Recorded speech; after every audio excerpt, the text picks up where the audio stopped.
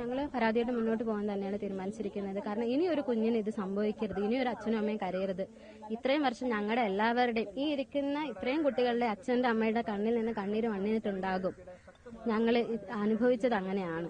അത് എന്തായിരുന്നാലും അച്ഛന്റെ അമ്മയുടെ കണ്ണീരിന് ഇന്നല്ലെങ്കിൽ നാളെ ഉത്തരം പറയേണ്ടി വരും എന്ന് പറയുന്നത് സത്യമുള്ള കാര്യമാണ്. അതുകൊണ്ട് ഞങ്ങൾ ഇതിൽ പ്രതിഷേധിക്കാൻ തന്നെയാണ് തീരുമാനിച്ചത്.